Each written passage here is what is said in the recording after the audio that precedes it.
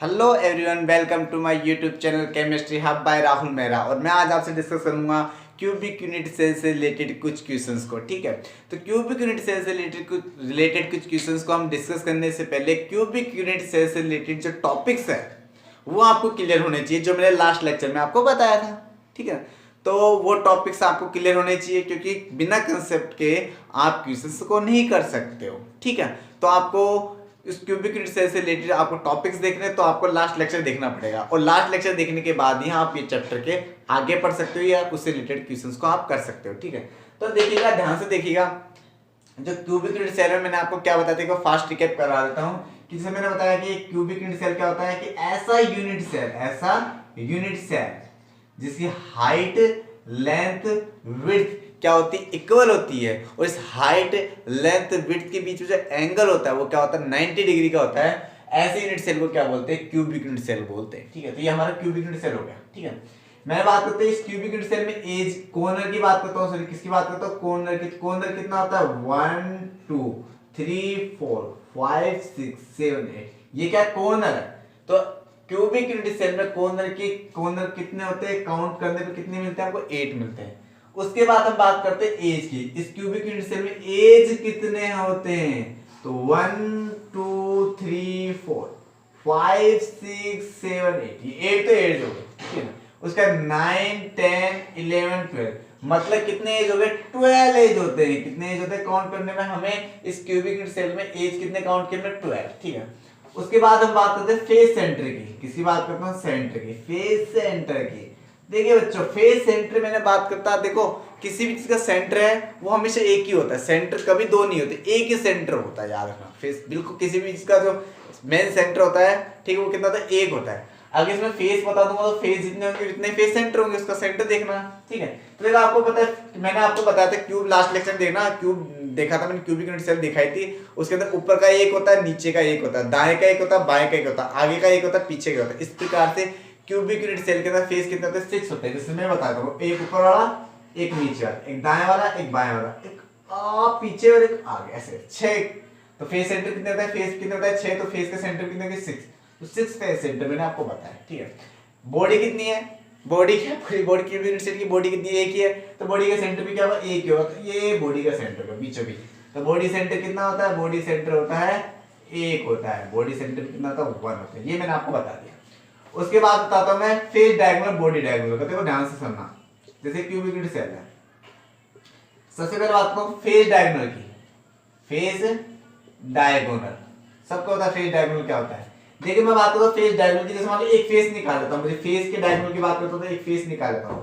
इस फेस में एक एज से दूसरे एज को, ये जो इस एज, सॉरी, एक कोने को दूसरे कोने से मिलाने पे जो डिस्टेंस बनती है, वो डिस्टेंस क्या होती है, हमारा फेस डायगोनल होता है। तो हम देख एक इस कॉर्नर से दूसरे कॉर्नर को मिला सकते हैं, यहाँ पे इस कॉर्नर से दूसरे कॉर्नर को भी मिला सकते हैं। तो हमें एक फेस में कितने फेस डायगोनल मिल रहे हैं, 2।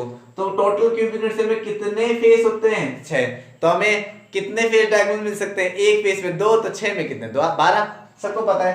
तो एक फेस में कितने मिलते हैं, 2, तो 6 में कितने मिलेंगे, 12। फेस डायगोनल कितने मिलते हैं, 12 क्यूबिक यूनिट सेल में। ठीक है, ये 1 क्यूबिक यूनिट सेल में, ठीक है, एक क्यूबिक यूनिट सेल में। उसके बाद बॉडी डायगोनल की बात करता हूं, किसकी बात करता हूं, बॉडी डायगोनल की। तो आपको मैंने बताया था कि जैसे मैंने ये से लेकर यहां कोने से, मतलब अगर आप कमरे में बैठे हो, कमरे में क्यूबिक यूनिट सेल है, अगर क्यूब है तो उसका एक कॉर्नर से दूसरे कॉर्नर, मतलब एक तो आपके जस्ट पीछे वाला कॉर्नर, जैसे आप बैठे हो तो आप जस्ट पीछे का एक कॉर्नर ले रहे हो, जस्ट उसका अपोजिट जहां सामने है तो उसका जस्ट ये वाला। तो इस प्रकार का कॉर्नर क्या होता है, बॉडी डायगोनल होता है। क्या था, बॉडी डायगोनल। ठीक है, एक तो ये वाला कॉर्नर, एक ये वाला, इस प्रकार का टेढ़ा कॉर्नर। ठीक है ना, तो जैसे मैंने बात की यहाँ पर तो एक यहाँ से यहाँ तक का बीच का डिस्टेंस क्या लगेगा, बॉडी डायगोनल। यहाँ से अगर दूसरा बॉडी देखता हूँ तो 2 बॉडी डायगोनल, यहाँ से लेता हूँ तो यहाँ से यहाँ तक कौन है, 3। अगर मैं यहाँ से लेता हूँ यहाँ से यहाँ तक, ये होगा 4। तो कितने बॉडी डायगोनल होते हैं, 4। लास्ट लेक्चर में इसको और भी अच्छे से समझाया। ठीक है, उसके बाद मैं बात करता हूँ आपके अल्टरनेटिव एज की। अल्टरनेटिव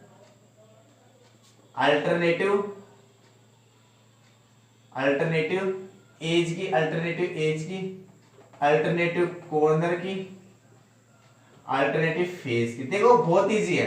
अल्टरनेटिव का मतलब होता है एक को छोड़कर एक, मतलब एक को छोड़ा एक, मतलब ऐसा हमारा आना चाहिए कि एक को छोड़कर एक आना चाहिए। मैंने लास्ट लेक्चर में ढंग से समझाया।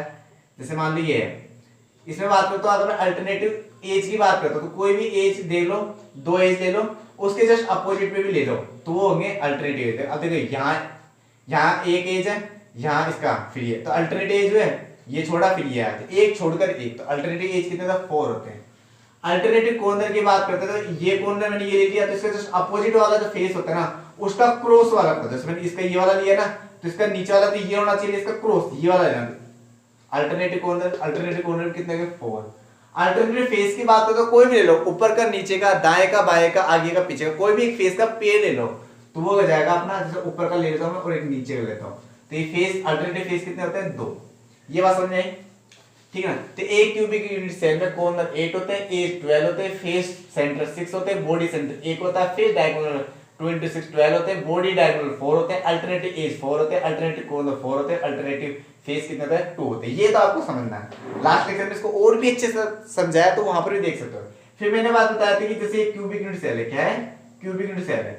मैंने बताया था कि क्यूबिक यूनिट सेल है, ये जो यूनिट सेल रहता है वो यूनिट सेल रिपीट होके पूरा करता है, लेटिस बनाते हैं, ठीक है ना। मैंने आपको एक वहां पर कंसेप्ट बताया था लास्ट लेक्चर के अंदर कि जितने टच में होता है उसको उतना ही पार्ट मिलता है, उसको उतना ही डिवाइडेड का पार्ट मिलता है। तो मैंने बताया था कि लेटिस के अंदर जो क्यूबिक यूनिट सेल का जो कोना होता है वो 8 क्यूबिक यूनिट सेल के कांटेक्ट में रहता है, ठीक है ना। ठीक है, अगर मैं यहाँ पर एक कंस्टिट्यूएंट पार्टिकल रख दूं, अगर मैं किसी क्यूबिक यूनिट सेल के मैं क्या रखूं कॉर्नर पे एक कंस्टिट्यूएंट पार्टिकल रख दूं, तो एक कंस्टिट्यूएंट पार्टिकल जितने यहाँ पर जितने कॉर्नर पे, इस कॉर्नर पे क्यूबिक यूनिट सेल का टच है उन सभी में वो कंस्टिट्यूएंट पार्टिकल क्या होगा, काउंट होगा। अगर इस कॉर्नर पर, अगर इस कॉर्नर पर 8 क्यूबिक यूनिट सेल है, ठीक है ना, तो ये कंस्टिट्यूएंट पार्टिकल भी 8 क्यूबिक यूनिट सेल में काउंट होगा। तो एक क्यूबिक यूनिट सेल में कितना काउंट होगा 1/8। समझ सकते हो ना कि यदि क्यूबिक यूनिट सेल में कॉर्नर में कोई कंस्टिट्यूएंट पार्टिकल रखा है, चाहे वो एटम हो चाहे मॉलिक्यूल हो आयन हो, ठीक है, तो उसका केवल 1/8 पार्टी क्या होगा हमारा इस क्यूबिक यूनिट सेल में काउंट होगा। समझना इस बात को कि क्यूबिक यूनिट सेल के कॉर्नर पे यदि कोई कंस्टिट्यूएंट पार्टिकल रखा है, चाहे एटम हो चाहे मॉलिक्यूल हो चाहे आयन हो, कोई भी कंस्टिट्यूएंट पार्टिकल रखा है तो उसका केवल 1/8 पार्टी क्या होगा हमारे इस क्यूबिक यूनिट सेल में क्या होगा, काउंट होगा, ठीक है। अगर कॉर्नर की बात करता हूं, यदि मैंने अगर कॉर्नर लेटिस के अंदर कितने यूनिट सेल से टच में होता है 4 से, ठीक है। अगर मैं यहाँ पर कंस्टिट्यूएंट पार्टिकल रखता हूं तो वो भी कितने कांटेक्ट में रहेगा, 4 यूनिट सेल के कांटेक्ट में रहेगा। तो एक यूनिट सेल में कितना काउंट होगा 1/4 होगा। भाई यदि कॉर्नर पे 4 एक कंस्टिट्यूएंट पार्टिकल रखता हूं और 4 यूनिट सेल के टच में रहता है, ठीक है, तो प्रत्येक यूनिट सेल में कितना काउंट होगा 1/4 1/4 1/4 1/4। तो यदि मैं किसी यूनिट सेल के यदि मैं कॉर्नर एज पे कोई कंस्टिट्यूएंट पार्टिकल रख देता हूं तो उसका केवल 1/4 पार्टी क्या होगा इस यूनिट सेल के अंदर काउंट होगा। उसके बाद फेस की बात करता हूं। अगर लेटिस के अंदर क्यूबिक यूनिट सेल होता है तो एक क्यूबिक यूनिट सेल का फेस होता है ना 2 क्यूबिक यूनिट सेल के अंदर काउंट होता है, ठीक है। अगर मैं कंस्टिट्यूएंट पार्टिकल रख दूं तो वो भी कितना 2 यूनिट सेल के अंदर काउंट होगा, ठीक है ना। तो एक के अंदर कितना काउंट होगा 1/2, जितना टच में उतना डिवाइड कर दो। तो यदि क्यूबिक यूनिट सेल के फेस पे यदि कोई कंस्टिट्यूएंट पार्टिकल रखा हुआ है तो उसका 1/2 ही पार्ट क्या होगा क्यूबिक यूनिट सेल के अंदर काउंट होगा। उसके बाद कहता हूं बॉडी के सेंटर में रखा हुआ है तो पूरा काउंट होगा। अगर कोई constituent particle cubic unit cell के सेंटर में रखा हुआ है तो पूरा का पूरा काउंट होगा उस क्यूबिक यूनिट सेल के अंदर, ठीक है। तो इस बात को ध्यान से समझना कि यदि कोई कंस्टिट्यूएंट पार्टिकल इस क्यूबिक यूनिट सेल के कॉर्नर में है तो इस यूनिट सेल में उस क्यूबिक यूनिट सेल का 1/8 पार्टी काउंट होगा। अगर हमारा क्यूबिक यूनिट सेल का एज पे कोई कंस्टिट्यूएंट पार्टिकल रखा हुआ है तो इसका 1/4 पार्टी क्या होगा इस क्यूबिक यूनिट सेल में काउंट होगा। यदि हमारे क्यूबिक यूनिट सेल के फेस पर कोई कंस्टिट्यूएंट पार्टिकल रखा हुआ तो उसको 1/2 पार्टी इस यूनिट सेल के अंदर काउंट होगा। यदि हमारे क्यूबिक यूनिट सेल के सेंटर में कोई कंस्टिट्यूएंट पार्टिकल रखा है तो उसका केवल 1 पूरा पार्टी क्या होगा इसके अंदर काउंट होगा। ये बात समझाया। तो अब इससे रिलेटेड क्वेश्चंस कैसे होंगे, देखो ये तो था कांसेप्ट, ठीक है। अब देखो आपको न्यूमेरिकल सोल्व करने तो आपको 4 बातें हमेशा ध्यान रखनी होगी। पहली बात आपको यूनिट का ध्यान रखा होगा, ग्राम है तो ग्राम को ग्राम से काटोगे, ग्राम को किलोग्राम से लीटर से नहीं काटोगे, आपको यूनिट का विशेष ध्यान रखना है, पहली बात। सेकंड बात को थोड़ा सा कॉमन सेंस लगाना होगा, जो छोटी क्लास के बच्चे से पढ़ता है ना वही आपको कंसेप्ट यहाँ पर काम आएंगे, काफी जगह काम आएंगे। 2 बात, ठीक है, तो कॉमन सेंस लगाना पड़ेगा 2, एक तो यूनिट का, 2 कॉमन सेंस का। तीसरा पॉइंट जो आपको ध्यान रखनी है, तीसरा पॉइंट आपको ये ध्यान रखना है कि आपको जो टॉपिक जो क्वेश्चन है उस क्वेश्चन से रिलेटेड कंसेप्ट आपको क्लियर होने चाहिए, कंसेप्ट क्लियर होने चाहिए। वही आपको क्या करना है समझना है टीचर से। और फाइनल बातें आपको सबको आती है, क्वेश्चंस में क्या लिखा हुआ है और क्या फाइंड करना है वो आपको लिख लेना है। तो आपको 3 बातें तो क्या खुद से लगाने, एक बात जो आपका टीचर क्लियर करता है वो कंसेप्ट। तो कंसेप्ट मैंने आपको क्लियर कर दिया, ठीक ना, आपने रीड कर लिया, कंसेप्ट क्लियर होगा, ठीक है, नहीं आप उसको पढ़ लो, रट लो अच्छे से, ठीक है। देखो अब आपकी ये शिकायत होती है कि सामने थ्योरी पढ़ ली, नोट्स पढ़ लिया, हमसे क्वेश्चन सोल्व नहीं होते। देखो आपने ये पढ़ा है, अब इससे रिलेटेड क्वेश्चन से कैसे डील करेंगे वो देखो। मेरी ये जो 4 बातें उनका ध्यान रखना। देखो मैंने एक क्वेश्चन दिखा दी कि एक क्यूबिक यूनिट सेल है, एक देखो मैं एक क्यूबिक यूनिट सेल है जिसमें ए एटम है, जिसमें ए एटम है, वो क्या करता है हमारे क्यूबिक यूनिट सेल के कॉर्नर पे रखा हुआ है, सभी कॉर्नर पे, ऑल कॉर्नर पे प्रेजेंट है, ऑल कॉर्नर पर प्रेजेंट है। हमारा जो बी एटम है, हमारा जो बी एटम है वो क्या हुआ है, अल्टरनेटिव एज पे रखा हुआ है, अल्टरनेटिव एज पर रखा हुआ है।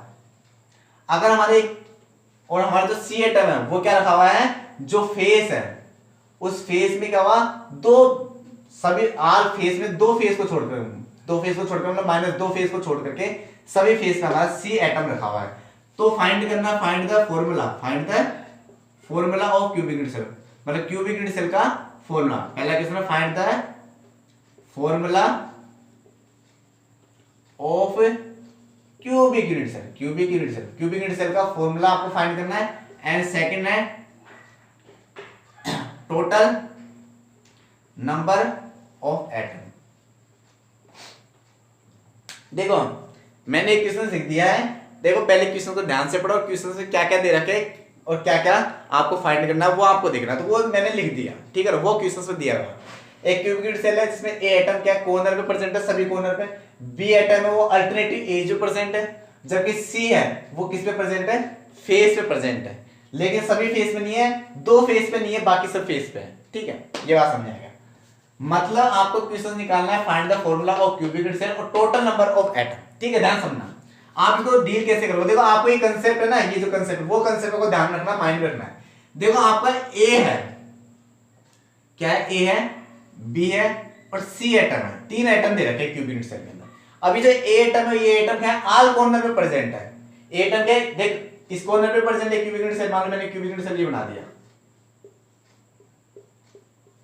1 2 3 4 5 6 7। देखो आपको पता सभी कॉर्नर पे प्रेजेंट है ए एटम, तो ए एटम यहां पर भी प्रेजेंट है, ए एटम यहां पर भी प्रेजेंट है, ए एटम यहां पर भी प्रेजेंट है, ए एटम यहां पर भी प्रेजेंट है, ए एटम इस कॉर्नर पे, ए एटम इस कॉर्नर पे, ए एटम इस कॉर्नर पे, ए एटम इस कॉर्नर पे। समझ में आया, ठीक है, समझ आया। तो मतलब आपको पता है एक अगर कॉर्नर में कोई ए एटम रखा हो तो उसका कितना पार्ट काउंट होगा, 1/8 पार्ट का हो, तो 1/8 part, 1/8 part, 1/8 part, 1/8 part, 1/8 part, 1/8 part, 1/8 part, 1/8 part, मतलब 1/8 पार्ट एक कॉर्नर पे, तो 8 कॉर्नर कितना होगा, 1/8 × 8, तो हम एक कॉर्नर लिख सकते हैं 1/8 पे, एक कॉर्नर पे तो 1/8 है, तो कितने टोटल कॉर्नर पे रखा हुआ है, ऑल कॉर्नर बोल रहे मतलब ऑल कॉर्नर्स, मतलब ऑल कॉर्नर कितने 8, तो 8 से मल्टीप्लाई कर सकता हूं, तो एक कॉर्नर कितने मिलेंगे हमें, ए पर जो हमारे एक एटम, वो एटम कितने होते हैं, एटम कितने काउंट होंगे हमारे, एटम कितने आएंगे 1, काट पीछे करके देखना, काट लेना एक सेट करके, तो हमारा ए एटम कितना होगा इस क्यूबिक यूनिट सेल में, कितना है, ए है, कितना है, ए का आएगा, ठीक है ना, मतलब 1/8 इस पे, 1/8 इस पे, 1/8 इस पे, 1/8 इस पे, 1/8 इस पे, 1/8 इस पे, 1/8 इस पे, 1/8, ठीक है। आप इसको जोड़ोगे प्लस करोगे तो भी ठीक है। यदि एक कॉर्नर पे 1/8 है तो 8 कॉर्नर पे कितना होगा, 1/8 × 8, तो मतलब समझ आ गया, मतलब एक और ए एटम कितने होंगे, एक होगा। बात करते हैं बी की, बी क्या अल्टरनेटिव एज पे रखे हैं, अल्टरनेटिव एज की बात करो तो यहां पर, यहां पर, यहां पर, यहां पर अल्टरनेटिव एज ये बोला था, मतलब बी पार्ट, बी यहां पर रखा हुआ है, यहां पर रखा हुआ है, यहां पर रखा हुआ है, यहां पर रखा हुआ है, मतलब अल्टरनेटिव एज कितने थे, 4 होते हैं, 1 2 3 4 होते हैं, ध्यान समझना, कितने होते, 1 2 3 4 होते हैं, देखो ध्यान समझना।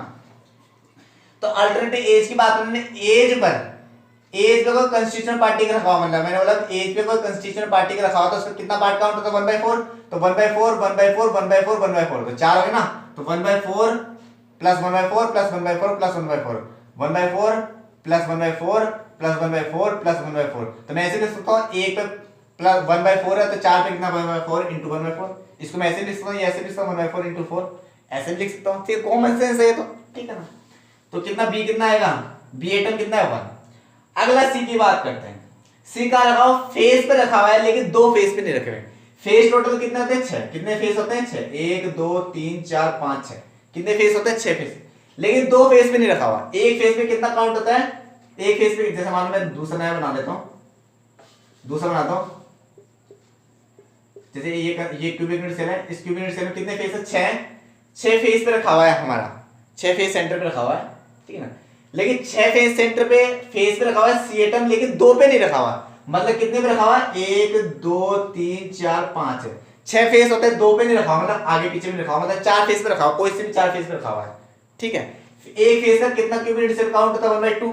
तो 4 का कितना काउंट होगा? 1/2 1/2 1/2 1/2। तो 1/2 प्लस 1/2 प्लस 1/2 प्लस 1/2 ऐसे लिखते हैं, या ऐसे लिखते हैं 1/2 into 4, 1/2 into 4। तो आपको पता है कि एक फेस सेंटर पे कितना होता है? 1/2 होता है। तो टोटल फेस कितने? 6। लेकिन टोटल फेस पे नहीं लिखा हुआ, कितना लिखा हुआ? -2 को छोड़कर, 2 फेस को छोड़ करके, 2 फेस। अगर 6 में से 2 फेस छोड़ देंगे तो कितने फेस पे रखेंगे? 4 फेस पे रखेंगे। तो एक फेस 1/2 होता है, तो 4 फेस पे कितना होगा? 1/2 into 4। आए समझ? तो 2 2 4 मतलब 2। अब देखो ये क्वेश्चन तो आपने समझ लिया। अब क्वेश्चन क्या है? Find the formula of cubic unit cell. भाई क्यूबिक यूनिट सेल का फॉर्मूला लिखो। तो A1, A कितना है? 1, B कितना है? 1, C कितना है? 2। तो हमारा फॉर्मूला हो गया A1BC2, ABC2। तो इसका फॉर्मूला हो गया, इस क्यूबिक यूनिट सेल का फॉर्मूला हो गया ABC2। अगला क्वेश्चन क्या है? Total number of atom. तो A एटम कितना है? 1, B एटम कितना है? 1, C एटम कितना है? 2। तो टोटल नंबर ऑफ एटम कितना हो गया? टोटल नंबर ऑफ एटम कितना हुआ? आराम से देख लो। ए का ए 1 हो गया, ए का कितना हो गया? 1 हो गया, बी का कितना हो गया? 1 हो गया, सी का कितना हो गया? 2 हो गया। तो कितना टोटल एटम है? 4। तो हमारे इसका आंसर हो गया A B C2 और टोटल एटम कितने गए? 4। ये हमारा आंसर हो गया। देखो इस प्रकार के क्वेश्चन पूछे जाते हैं आराम से। या तो टोटल नंबर ऑफ एटम ज्ञात करो, फाइंड करो, या find the formula of cubic unit cell, मतलब क्यूबिक यूनिट सेल का फार्मूला आपको बताइए। तो देखो आपको ये कंसेप्ट रखना है कि ए कितने एटम होते हैं, बी कितने होते हैं, सी कितने होते हैं, ठीक है ना। उसके बाद में इसका फॉर्मूला हम निकाल सकते हैं और टोटल नंबर ऑफ एटम बात कर सकते हैं। क्वेश्चन ये भी आ सकता है कि क्यूबिक इस क्यूबिक यूनिट सेल में सी एटम का नंबर लिख, सी एटम कितने हैं? तो आप बोलोगे सी एटम कितने हैं? 2 है। अब इसे क्वेश्चन में कैसे बोले? क्वेश्चन का मेथड यही है, ठीक है। तो आपको करना क्या है? बहुत इजी है कि कितना, देखो इस पूरे में आपने क्या समझा। देखो मैंने कुछ नहीं करा, ये कंसेप्ट आपको केवल ये जो कंसेप्ट है ना, वही कंसेप्ट आपको यहाँ लगाना है, वही कंसेप्ट आपको यहाँ लगाना है। इस कंसेप्ट को ध्यान रखना है कि इसने बोला कि ए एटम आर कॉर्नर पे, तो आपको पता है आर कॉर्नर मतलब 8 कोने, एक कोने का 1/8 होता था, 8 कोने का कितना होगा? 1/8 into 8। ये तो बच्चा जानता है। बोला बी क्या है? अल्टरनेटिव एज पे, आपको पता है अल्टरनेटिव एज कितने? 4 होते हैं, 1 2 3 4, 4 एज है। एक एज पे कितना आता है? 1/4 आता है, तो 4 एज पे कितना आएगा? 1/4 into 4। ये भी बच्चा जानता है, ठीक है। सी की बात करते हैं। सी बोला कि सभी फेस है, लेकिन 2 फेस पे नहीं है। टोटल फेस कितने होते हैं? आपको पता है 6 होते हैं फेस सेंटर पे, लेकिन 2 फेस पे नहीं है, 2 फेस पे नहीं है, मतलब 4 फेस में। एक फेस पे कितना काउंट होता है? एक फेस पे कितना एटम होता है? 1/2, ठीक है। तो 4 फेस पे कितना होगा? 1/2 into 4, या 1/2 प्लस 1/2 ऐसे काउंट प्लस भी कर सकते हैं, 1/2 इसका, 1/2 इसका, 1/2 इसका, 1/2 इसका, या 1/2 into 4 ऐसे भी कर सकते हैं। तो 1/2 into 4, तो 2 आइटम इसके हो गए, 1 आइटम इसका हो गया, ये होगा फॉर्मूला होगा। तो ऐसा ये एक क्वेश्चन होगा। एक क्वेश्चन और देखेंगे अपन, इसको ध्यान से देख लो, ठीक है। इसके बाद हम एक क्वेश्चन और देखेंगे। हाँ, तो अब हम पढ़ेंगे सेकंड क्वेश्चन। वो सेकंड क्वेश्चन भी हमारा इसी कंसेप्ट में बेस होगा, देखिएगा, बस थोड़ा सा माइंड लगाना, ठीक है। तो मैंने बोला क्यूबिक यूनिट सेल है। इस क्यूबिक यूनिट सेल में जो पी एटम होता है, वो पी एटम क्या होता है? कॉर्नर में प्रेजेंट होता है, लेकिन एक कॉर्नर को छोड़कर सभी कॉर्नर में प्रेजेंट होता है हमारा पी एटम। जबकि क्यू एटम कहां प्रेजेंट होता है? हमारे फेस सेंटर में प्रेजेंट होता है। कहां प्रेजेंट होता है? फेस सेंटर पे। लेकिन वो कितना परसेंट होता है? 50% ही प्रेजेंट होता है फेस सेंटर में। क्यू हमारा जो क्यू एटम है वो फेस सेंटर पे 50% प्रेजेंट है। तो हमें क्या फाइंड करना है? Find the formula of cubic unit cell, मतलब फॉर्मूला फाइंड करना है। एंड सेकंड क्या फाइंड करना है? Find the total number of atom, total number of atom in cubic unit cell, ठीक है ना। तो देखिए क्वेश्चन सोल्व करने का भाई, सोल्व पहला तो क्या है? पी, हमारा पी एटम कहाँ है? कॉर्नर पे प्रेजेंट है। कहां पर है? कॉर्नर पे। तो एक कॉर्नर पे कितना प्रेजेंट होता है हमारा? 8, ठीक है। हमारे टोटल कॉर्नर कितने होते हैं? 8 कॉर्नर होते हैं। गिन लो, 1 काउंट करो, 1 2 3 4 5 6 7 8, 8 कॉर्नर है। उसमें से एक में प्रेजेंट नहीं है, मतलब कितने कॉर्नर पे प्रेजेंट होगा? 7 कॉर्नर पे। तो एक कॉर्नर 1/8 होता है, तो 7 कॉर्नर पे कितना होगा? 1/8 into 7, ठीक है, ठीक है, इतना होगा। अब बात करते हैं क्यू कॉर्नर की। क्यू कॉर्नर का फेस सेंटर में, कहां? फेस सेंटर में। एक फेस में कितना होगा? 1/2। टोटल फेस सेंटर कितने? 6। तो टोटल फेस सेंटर पे लिख दिया 6। लेकिन 50% है, देखो ये तो मैंने 100% लिख दिया, फेस सेंटर 100% में होगा तो इतना, इसका 50% कितना होगा 50/100। ठीक है, इसको सोल्व करेंगे तो कितना आएगा हमारा, सोल्व कर लो 2 3, तो 3/2 ये और ये 7/8, मतलब पी एटम तो कितना आएगा 7/8 और क्यू एटम कितना आएगा 3/2। इतना समझ आया। अब हमारा पहला क्वेश्चन क्या है, पहला क्वेश्चन आएगा हमारा फॉर्मूला, क्या करना है, फॉर्मूला फाइंड करना है। तो आपको पता है कभी भी फॉर्मूला क्या होता है इस तरीके से नहीं लिखाएगा, जैसे मैंने पहले लिख दिया था A1 B1 C2, ठीक है ना, तो इसको मैं ऐसा मत लिखना A P 7/8 Q 3/2, इस तरीके से सोल्व मत करना है इसको, ठीक है। आपको क्या करना है, हमेशा जो फॉर्मूला होता है, ठीक है ना, जो मॉलिक्यूलर फॉर्मूला होता है उसमें क्या होता है, रेशो आता है, तो आप इसका रेशो निकालो, ठीक है ना, उसमें कभी डिवाइड में नहीं आएगा, उसमें पूरा पूरा नंबर आएगा, ठीक है ना, जैसे 1 2 3 4 इस तरीके से आएगा, 1 2 3 4, ठीक है ना, ये डिवाइड में नहीं आएगा। तो आप इसको क्या कर दो, सिंपल रेशियो में चेंज कर दो। तो इसको सिंपल रेशियो में कैसे चेंज कर देगा भाई, बचपन से सीखते रहो, ठीक है। एलएस ले लो, एलएस लेने के बाद 8 और 2 का एलएस लिए तो 8 आ गया, ठीक है। एलएस लेने के बाद में रेशियो आ गया 1 जा 8 7 और 2 4 जा और 4 3 जा 12, तो ये रेशियो आ गया। तो मतलब P कितना आएगा 7 एंड Q कितना आएगा 12। तो इस तरह से सिंपल रेशियो लेना है आपको, बस सिंपल रेशियो निकाल के इस तरीके से, इसका फॉर्मूला हो गया P7 8 12, जबकि आप ऐसे मत लिख देना P7/8 Q 3/2। हाँ, अगर क्वेश्चन ये पूछता है कि इनके एटम नंबर का फॉर्मूला निकालो, एटम नंबर पूछ सकते हो, आप ये लिख सकते हो। क्वेश्चन है नीट में, वो सॉरी IIT में है तो उसमें पूछा, तो उसमें आंसर ये लिख सकते हो, उसमें फॉर्मूला नहीं पूछा था, ठीक है ना, तो आप लिख सकते हो। लेकिन जब फॉर्मूला पूछा हो तो आपको सिंपल रेशियो में चेंज करना पड़ेगा, ठीक है। उसके बाद सेकंड क्वेश्चन आता है कि टोटल नंबर ऑफ एटम, अरे यार टोटल नंबर क्या, P के तो 7/8 है और Q के कितने हैं 3/2 है, तो P के एटम प्लस Q के एटम प्लस कर दो 7/8 प्लस 3/2 प्लस कर दो, इसको प्लस करने में कितना आ रहा है 7/12 आ जाएगा, इसमें आएगा 90/8, मतलब टोटल नंबर ऑफ एटम कितना है 90/8, तो इसका आंसर आ जाएगा 90/8 और इसका आंसर आएगा P7/Q12। इस तरह समझे। देखो मैंने कुछ नहीं किया है, मैंने जो क्वेश्चन में दिया वो दिया, मतलब A कॉर्नर पे कितना आता है, देखो P कॉर्नर क्या है, A को छोड़ के सभी कॉर्नर प्रेजेंट है, मतलब A कॉर्नर 1/8 है, 8 टोटल कॉर्नर होते हैं, A को छोड़ दिया तो 7 कॉर्नर पे आ गया, तो 7/8 कॉर्नर प्रेजेंट होगा। Q में क्या लिखा मैंने कि फेस सेंटर पे प्रेजेंट कितना है, फेस सेंटर में 50% प्रेजेंट है, पहले 100% 100 का निकाल दो, तो 100 मैंने बोला 1/2 आ गया, तो अगर 6 है 6 है तो 6 का 6 आ गया, लेकिन मैंने 50%, ये तो 100% निकाला, लेकिन 100% तो ना 50% ही है, तो 50% निकालूंगा तो मेरा आएगा Q एटम कितना आएगा 3/2, ठीक है। तो टोटल नंबर ऑफ एटम कितने हैं P प्लस Q, तो इनको प्लस कर देंगे टोटल नंबर में, और फॉर्मूला निकालने के लिए मैंने क्या लिया, सिंपल रेशियो लिया है, सिंपल रेशियो, सीधा मत लिख देना, ठीक है। इतना ही आज के लिए, नेक्स्ट लेक्चर में देखते हैं आगे, ठीक है। Thank you.